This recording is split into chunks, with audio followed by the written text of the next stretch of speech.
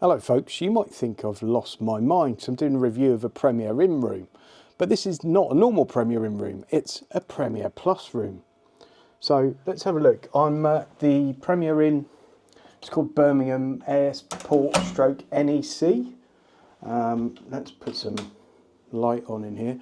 And this is the first time I've actually stayed in a Premier Plus room in a Premier Inn. I think Premier Inn's generally pretty good value for money. This week, however, the kids are now on holiday from school and the prices are just ridiculous in this area. So this one happened to be a fantastic deal. I got this Premier Plus room for £63 and it's simply because their kitchen's out of action at the moment. Well, I wasn't going to use their kitchen anyway, so I've got no issues with that. Let's have a look around the room. You've got the standard Premier Inn bed, which if you haven't stayed in a Premier Inn before, the beds are great. They're like Hypnos beds, I think, and they're super comfortable. Certainly I think so anyway. Now, often you have like a chaise lounge type thing in a Premier Inn room, which doubles up as a third bed or second bed. But here we've got quite a nice armchair and footstool. We've got a fridge, which you never get in a Premier Inn, and it's got some water in it. We've got a little coffee pod machine, an espresso machine, and some pods. And you've got a slightly better class of tea bag, the same kettle you always get in a Premier Inn. Again, nice glasses and mugs.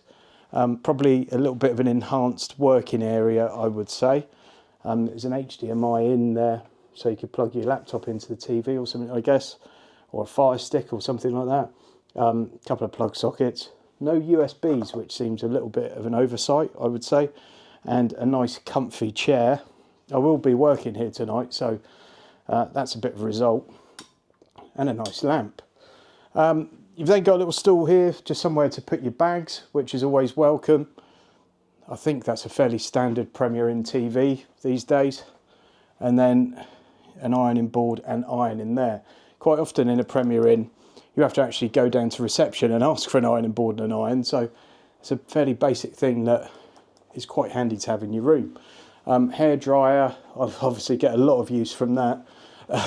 And an illuminated little hanging space there, and again somewhere to put a bag and plenty of room down there as well.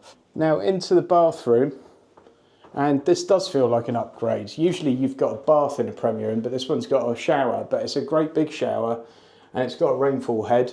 Certainly look like more premium products than you would usually get. This is Bayliss and Harding. We've got hand soap and shampoo and shower gel, I guess, over there.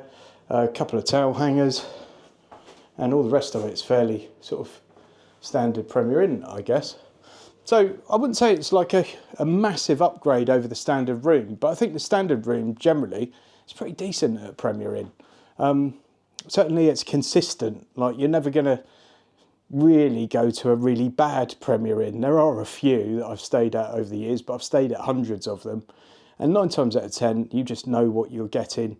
The price is not usually too bad. One thing that is annoying here, you've got to pay for the parking, and that seems to be becoming more commonplace at Premier Inn. They seem to have sold off a lot of their car parks to Horizon Parking, or at least they use Horizon to manage the car parks. And maybe they share in the profit or something, I don't know.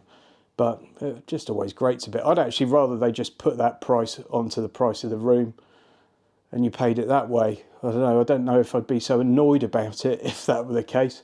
But I guess it also stops people parking there that are not staying at this hotel. The view from the room's not particularly exciting here. It's just airport parking.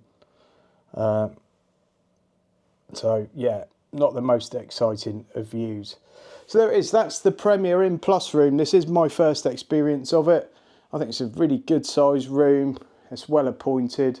Oh, I didn't notice this actually. We've also got a little table here instead of the normal sort of nightstand that you bedside cabinet type thing. There you go. That's what you usually get in a Premier Inn. We've got that little table, which I'm guessing is so you can sit in this armchair with your laptop and do a bit of work, which I'm going to do in a second. That's actually quite nice, isn't it? Yeah, there we go. Nothing like groundbreaking really, but they've just taken the whole Premier Inn thing and sort of plus one'd it, which is not a bad thing at all. Generally, when I've looked at these, they've been 10, 20 quid a night more than the standard room. I think this one was about 8 quid, but obviously this is a bit of a special situation because the kitchen's out of action, so they're not offering you the full experience, I guess. Hope you've enjoyed that one, folks. Please give the video a thumbs up. Please subscribe to the channel if you haven't already done so. And go and click this if you want to find a really handy tip about booking a hotel, and it can actually save you money or perhaps get you an upgrade even after you've booked. Thanks for watching. See you on the next one.